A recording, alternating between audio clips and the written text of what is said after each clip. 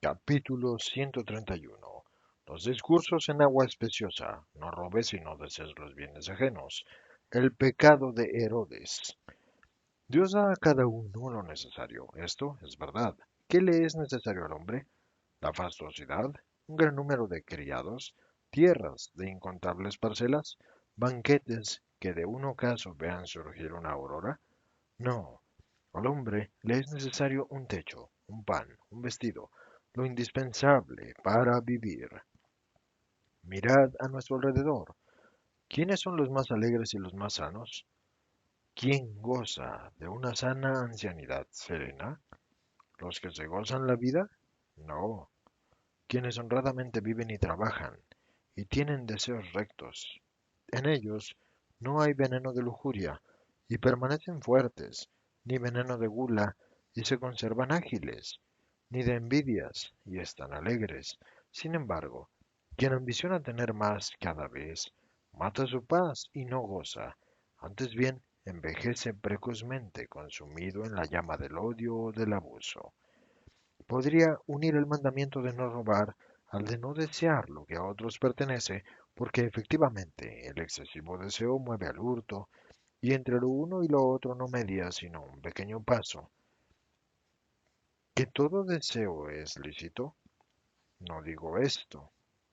El padre de familia, que trabajando en el campo o en un taller desea asegurar con ello el pan de la prole, ciertamente no peca, es más, obedece a su deber de padre.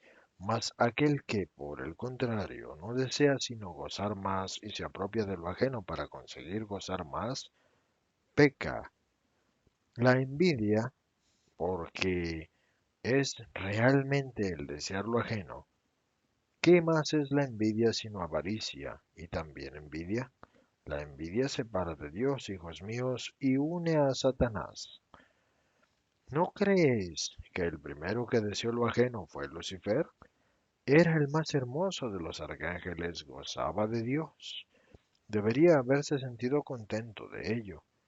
En cambio, envidió a Dios y quiso ser el Dios, y vino a ser el demonio, el primer demonio. Segundo ejemplo.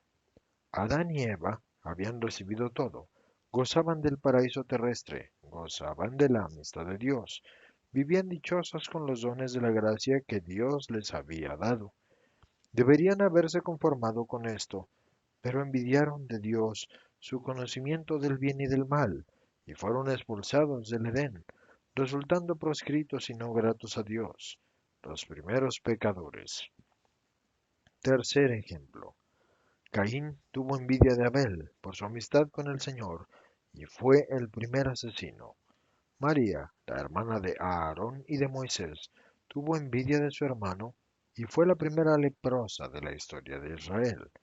Podría iros conduciendo a través de toda la vida del pueblo de Dios y veríais que el deseo inmoderado hizo de quien lo tuvo un pecador y fue causa de castigo para el pueblo, porque los pecados de los particulares se acumulan y provocan los castigos de las naciones, de la misma forma que unos granos y otros de arena, acumulados durante siglos y siglos, provocan los desprendimientos de la tierra que sepultan centros habitados y a quienes en ellos viven. Frecuentemente os he puesto a los niños como ejemplo porque son sencillos y confiados. Hoy os digo, imitad a los pájaros en su libertad respecto a los deseos. Mirad, es invierno, poca comida. En los pomares no tienen más que la poca comida que se les da. ¿Se preocupan acaso de acumularla durante el verano? No, sino que confían en el Señor y saben que siempre podrán hacerse con un pequeño gusanito, o un grano, o una miguita, o una araña, o una mosquita posada sobre el agua para su buche. Saben que no les faltará una chimenea caliente o una vedija de lana para refugiarse durante el invierno.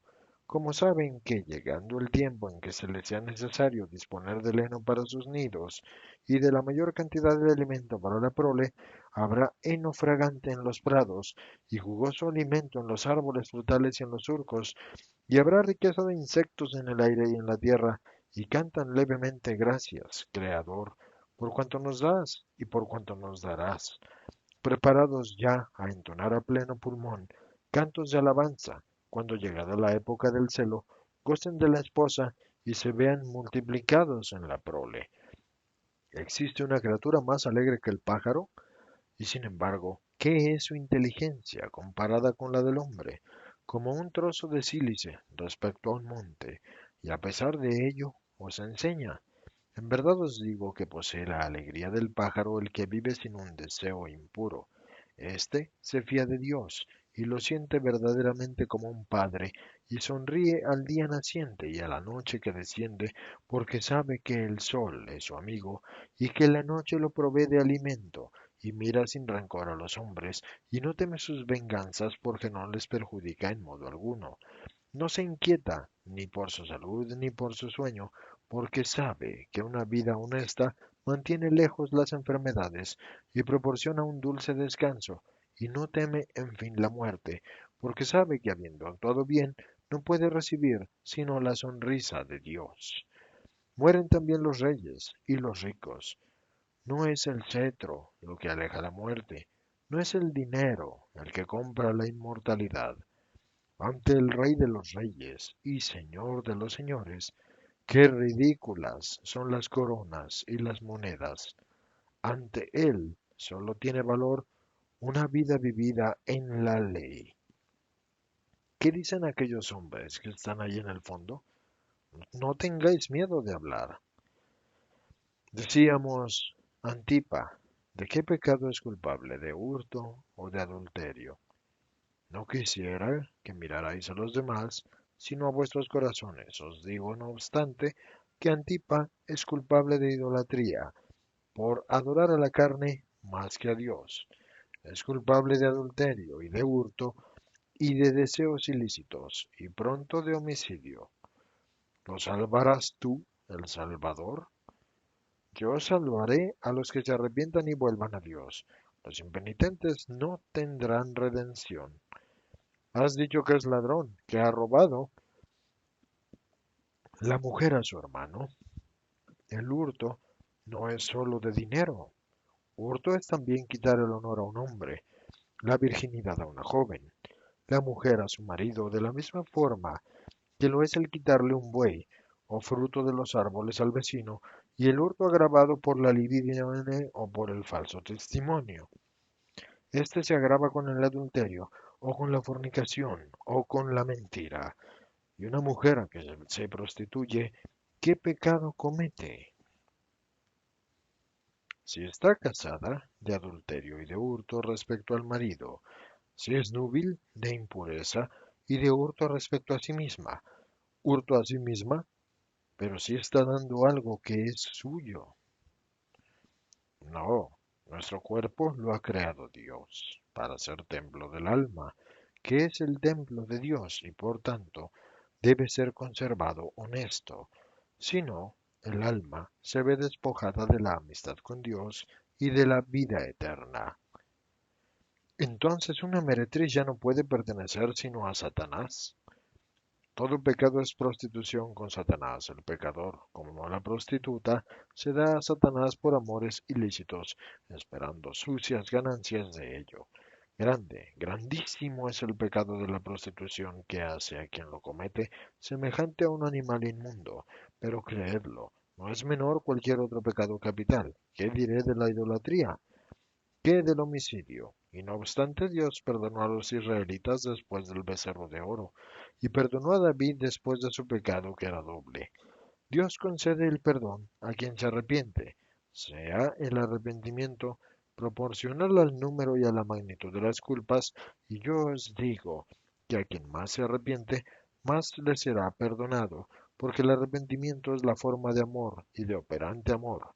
Quien se arrepiente le dice a Dios con su arrepentimiento, no puedo tolerar tu enojo porque te amo y quiero ser amado. Y Dios ama a quien lo ama y por tanto, yo digo, cuanto más ama uno, más es amado. Quien ama totalmente tiene todo perdonado, y esta es una verdad. Podéis iros, pero antes quiero que sepáis que a la entrada del pueblo hay una viuda cargada de hijos, en la más absoluta de las hambres. La han echado de la casa por deudas y podría decirle gracias al patrón por haberla echado solamente. He hecho uso de vuestros donativos para proveerlos de pan, pero necesitan un lugar donde ampararse. La misericordia es el sacrificio más grato al Señor. Sed buenos en su nombre y os garantizo el premio. La gente cuchichea y pide consejo y coteja opiniones. Entretanto, Jesús cura a uno que estaba casi ciego y escucha a una ancianita que ha venido desde Docó para rogarle que vaya a ver a su nuera que está enferma. Una larga historia de lágrimas y todo termina.